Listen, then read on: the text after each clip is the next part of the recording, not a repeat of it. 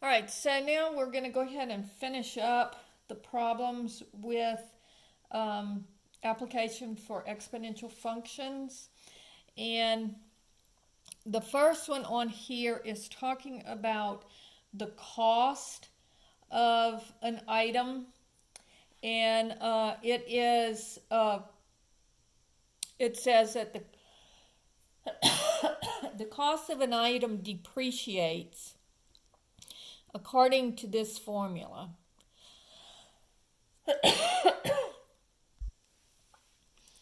C is equal to C0 times 1 minus e to the negative 0.2t, where C0 is the original cost of the item and t is the time in years. So if it says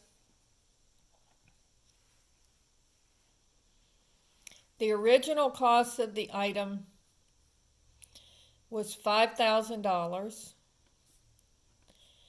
what would be the cost after 5 years?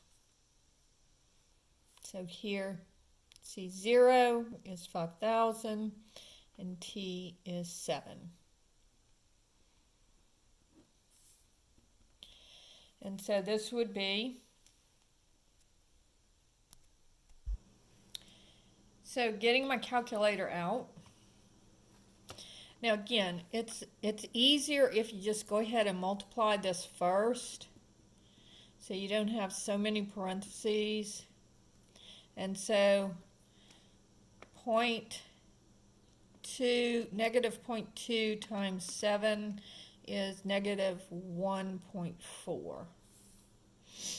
So I'll have 5,000 times, open parentheses, 1 minus, and the way that my calculator does is you have to do 1.4, change the sign, and then do e to the x. And I get $3,767.02 if I round it off, because remember, if the number behind the number you're rounding to is 5 or bigger, that number goes up 1, so it's 2 cents. And so that would be the cost of that item after it's been depreciated for 7 years. All right. Problem number 2 says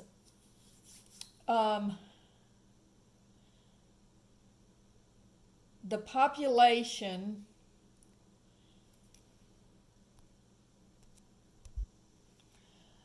of a type of deer is given by P of t is equal to 200 times 4 to the t over 2, right? And it says, what is the quadrupling time for this population of deer? All right, so the quadrupling times means we want to multiply our current population by 4. So I'm going to take my current population and multiply it by 4, and that would be 800. So here I'm going to say I want to find out how much time it takes for my population to reach 800. All right? And so notice the first thing that I'm going to do here is I'm going to divide both sides by 200. And so this would be 4 is equal to 4 to the t over 2. So this is raised to the first power. And so now my bases are the same. And notice here, it doesn't matter how many you start with. The quadrupling time will always be the same, because this is, when you divide this out, you will still get 4 here, no matter what you started with. All right, so this is going to give me, the exponent is understood to be 1, so now my bases are the same. And so I'm just going to scratch my bases, and I get 1 is equal to t over 2. So I'll multiply both sides by 2, and I get 2 is equal to t. So it will take 2 years for this population of deer to quadruple. Now the next part of the question says, how long will it take for the population to reach, so this will be part B of this same question, how long will it take for the population to reach 51,200 deer, sorry. And so this would be 51,200 is equal to 200 times 4 to the t over 2. So I'm going to divide both sides by 200.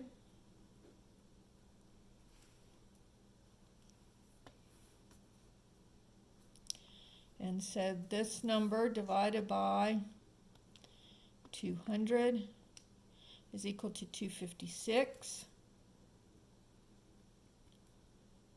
Equals 4 to the t over 2. So let's see. 256 has to be 4 to some power in order for me to work this problem. So let's see what it would be. So 4 times 4 is 16. So times 4 again, that would be 3. Would be 64. And then to the 4th power is 256. So I get 4 to the 4th is equal to 4 to the t over 2. And now my bases are the same, so I get 4 is equal to t over 2. So multiply times 2, and I get 8 is equal to t. So it would take 8 years for the population to reach 51,200. All right. Now, the next problem is an interest that is compounded continuously. And the formula, whenever you see that it's compounded continuously, you know that you can't use the formula that we used on the last one. You can't use the p times 1 plus r over n raised to the nt because there's no number for n. So the formula that we're going to use here is a is equal to p e to the rt. So anytime you say continuously, you need to use the PERT formula. Okay? So let's say that we have $5,000 and the interest rate is 2.5%, so that would be 0.025 because we have to move the decimal point over 2 places. And we're leaving it in our account for 3 years. And again, this is always going to be an annual interest rate. So all I have to do here is plug in the numbers and punch the calculator. But I wanted to make sure you knew how to punch your calculator. So this is the formula that you would use. And it would be times 3. All right. So again, if you want to go ahead and not 0.025. So if you want to go ahead and do this first, you can, but you don't have to. So on my calculator, the way that this works is I'm going to do, I have to do the e to the x and the exponent. So I'm going to have 0.025 times 3, close parentheses, and then e to the x. And you see the e to the x is right above the ln button. All right, and then times 5,000. So if my interest is compounded continuously at a 2.5 interest rate, at the end of 3 years, I would get $5,389.42 out. All right, so that's how you have to look for this little LN button, and right above it is the e to the x. Now, for most of y'all, you can just punch it in exactly like you see it. It would be 5,000 e, open parentheses, 0.025 times 3, close parentheses. All right? Problem number 4 says, the half-life of goal 194 is 1.6 days. So this is a half-life problem. Now on half-life problems, the way that you have to work them is first you have to find the base. So, and it's always given by a of t is equal to a0 times little a to the t. So that's the formula for any kind of half-life problem. Now, they don't tell you how much you start with at first. They want you to find out what is the base rounded to 6 decimal places. So what I'm going to do is I'm just going to make up an amount. Okay, so if I start off with 1 gram of this, the half-life means that I'm going to take half of whatever this is. So A would be 1/2. Okay, if I start off with this being 10, then this would be 5. If I start off with this being 2, then this would be 1. So I'll have 1/2, plugging it into the formula, is equal to 1 to the AT. Now 1 to the AT is just AT. I mean 1 times A to the T is just A to the T. Now, if I would have started off with 10 and 5, then I would divide both sides by 10, and I would still get 1/2 over here. So, in all cases, it would be that. Now, it says that our half-life is 1.6 days. So, my T here is going to be 1.6. So, what I want to do is I want to take the 1.6 root of both sides. All right? And so on my calculator, I'm going to do 1/2, so 1 ABC2, and then I want to take the root, and the root is right above, it's the second function of your y to the x button. So you're going to take the 1.6 root of that. If you do that, you get A is equal to, and they say round it off to 6 decimal places. So this would be 0.6484, and then notice the 7 would turn this 9 into a 10, and so that would be 20, because the 10 turns the 1 into a 20, okay? And so you have to look at this, because 1, 2, 3, 4, 5, 6. So the 19, because it's this place behind the 19 is 5 or bigger, it changes the 19 into a 20. And you do have to put the 0 there. All right?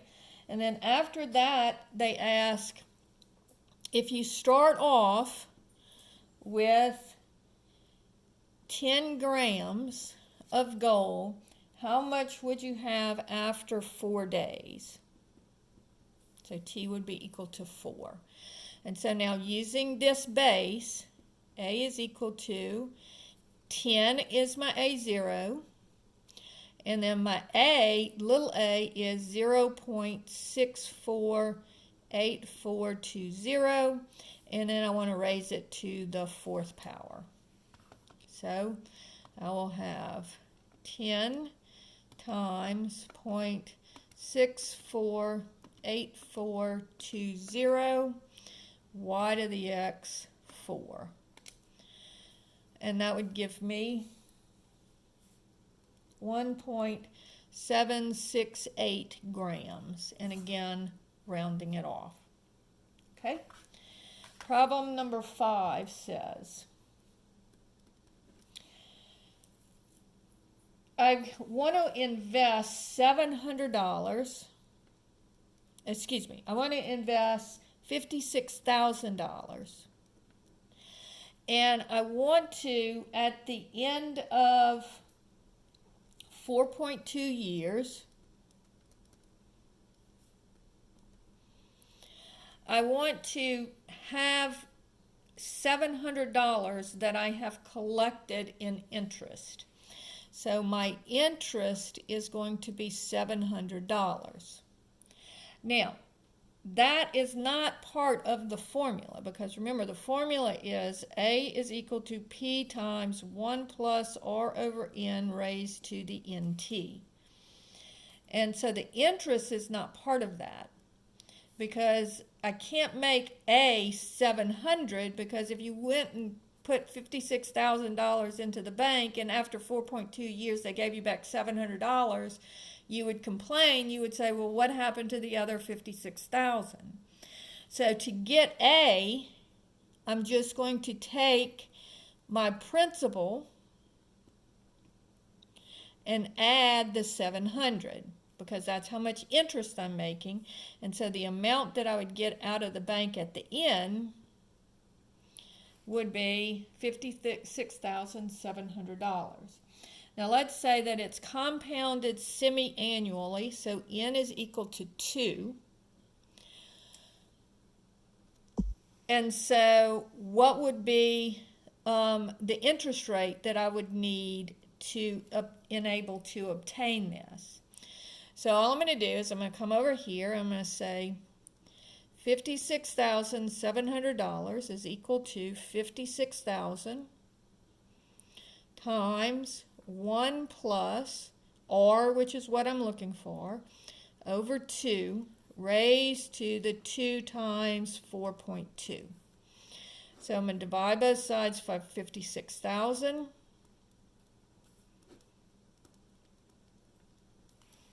And I'll have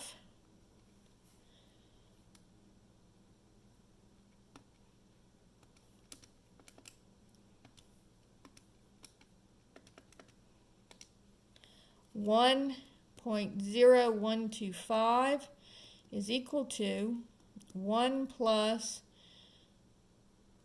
R over 2 raised to the, and I'll go ahead and just do that in my head, 8.4. So then I'm going to take the 8.4 root of both sides to get rid of this exponent. So second function, y to the x, so you're doing the top part of this, 8.4.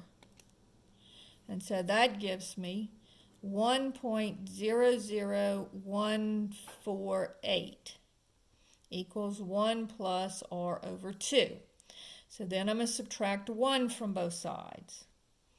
So minus 1 equals